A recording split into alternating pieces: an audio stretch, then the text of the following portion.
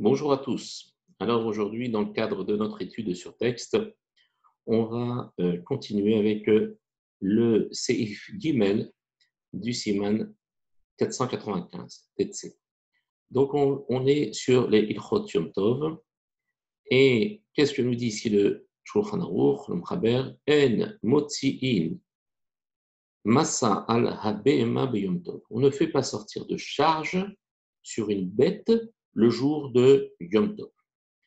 Quelles sont les raisons qui animent le Shulchan Aruch à interdire justement de faire porter la charge par une bête, par un animal?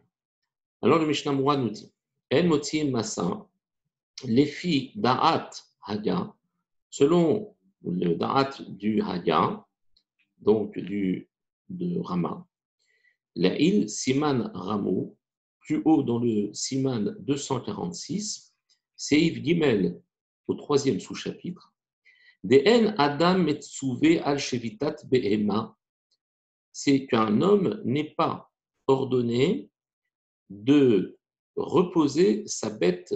On parle ici du jour de Yom Tov. Tzarich lomar, c'est-à-dire qu'il faut dire ici, De'acha eno ela isura de rabanan. Ici, ça ne veut pas dire qu'il a le droit de la faire travailler, mais ça veut dire qu'ici, c'est juste un issour de rabanan. Un issour de rabanan be'alma, d'une manière générale. Shelo yarase kederer sheu ose bahol, pour ne pas qu'il soit amené à faire comme il a l'habitude de faire pendant la semaine. Im behemto, avec son animal. Va filou les tsorech yom tov, et même si c'est pour le besoin de yom tov. Va filou bereshut echad mimakom, et même si ici il ne s'agit pas de porter ni de changer de domaine d'un domaine à un autre, eh bien, ça sera toujours interdit, puisqu'ici, il ne s'agit pas de transporter, mais ici, il s'agit de faire travailler sa bête, qui est un issour des rabanan, parce que ça ressemble à un travail, ce qu'on appelle ouvda dechol, c'est-à-dire un travail qu'on a l'habitude de faire pendant la semaine. Et ici, tout le souci des rachamim, c'est justement de ne pas amener l'homme à gâcher la Simchat Yom Tov et de travailler, comme on a dit, qu'il y a certaines mitzvot, certaines melachot, pardon, qui sont interdites, même si elles sont nécessaires à l'alimentation pour un homme, eh bien, comme par exemple cueillir une pomme. Cueillir une pomme, j'ai besoin de manger une pomme, et un arbre, un pommier, je n'ai pas le droit de cueillir la pomme. Pourtant, c'est pourtant quelque chose qui est nécessaire pour l'homme. Mais pourquoi? Parce qu'on a dit qu'on ne s'arrête jamais à un acte isolé pour manger, mais qu'on va être amené à ensuite, c'est une takana que les Khamim ont fixée, selon un premier avis, de savoir que si jamais on lui donne la possibilité comment dire, de prendre un fruit ou de cueillir quelque chose, eh bien, il ne va pas s'arrêter là, mais il va continuer à le faire. Et là, il va tomber dans le travers de faire des choses qui sont interdites le jour de Yom Tov, c'est-à-dire de travailler et de gâcher donc toute la journée de Yom Tov à travailler au lieu de profiter.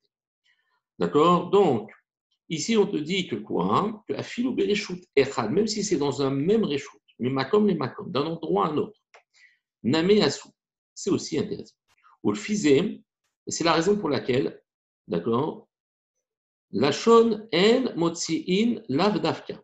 Lorsque le texte va dire on ne fait pas sortir, regardez ici ce que dit le Shulchan Aruch, il dit en Motzi'in. Qu'est-ce que ça veut dire Motzi'in? Normalement, ça veut dire on ne fait pas sortir. En général, ce mot est employé quand on parle dans Shabbat de la Melacha de Otsa, c'est-à-dire de faire sortir un objet ou de le faire rentrer d'un domaine public à un domaine privé ou inversement. Et ici, le mot El Motzin laisserait entendre peut-être que je n'ai pas le droit de mettre la charge sur mon animal pour la faire passer du domaine privé au domaine public ou inversement. Mais là, qu'est-ce que nous dit le Mishnah Moura? Il dit non, ici, il ne s'agit pas d'un problème de Otsa'a, c'est uniquement un problème de transport de l'objet et d'attitude qui ressemble à l'attitude de la semelle. Et donc, El Motsiin, l'Avdavka, ce n'est pas vraiment au sens propre du terme que l'on ne fait pas sortir. Le Ein Besiman Ramo est plus haut quand on va voir, on a vu dans le Siman 246. Alors, Evenu Da'at Holkim de Adam Metsuve al Shevitat Bento. On a apporté qu'il y a un deuxième avis qui lui dit que non, l'homme doit avoir doit avoir l'obligation de ne pas faire travailler sa bête, d'accord, le jour de Shabbat et le jour de Yom Tov. Donc, deuxième avis. Premier avis, on a dit qu'il n'est pas Metsouvé d'après la Torah, mais c'est Midera Banane pour l'éviter de faire ce qu'il a l'habitude de faire en semaine et pour ne pas gâcher la fête de Yom Tov. Deuxième avis qui dit que non, Adam Metsouval Shevitat Behemto, qu'un homme, il est astreint au repos de sa bête. Yom Tov, le jour de Yom Tov, d'accord. Kemo Shabbat, comme pour Shabbat. Mais Chol Sheken, Keshehu, Mechamer, Achar Behemto. Il y a plus forte raison. Quand il est en plus Mechamer, Achar Behemto, ici, il s'agit de conduire carrément sa bête. Mechamer, c'est conduire une bête. Oldarazzo, selon cet avis, alors, Ate Shapir, Kepshuto, Teisura Deoraita. Donc ici, la notion de Issour est à prendre au sens propre du terme, d'accord? C'est un Issour Deoraita, c'est un Issour de la Torah pour ce deuxième avis. Ka'amar, Amchaber, comme le précise le Amchaber. Veda, et sache, dit le Mishnah Berurah. Im ne'emar deyesh shevitat be'ema beyom tov, shayach bazé kol adinim ane'emarim, be'inyan ze la'il bilchot Shabbat siman shinhe.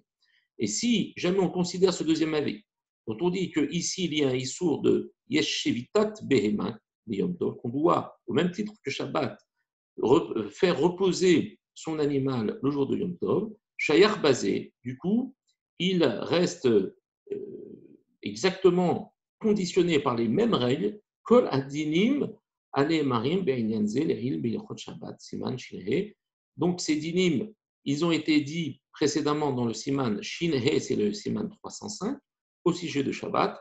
Et si on part du principe que c'est un Issour Deoraita, dans ce cas-là, eh bien, ce Issour Deoraita pour Yom Tov sera exactement encadré par les mêmes halachot que dans le cadre de Shabbat. Voilà, merci à tous et à demain si Dieu veut.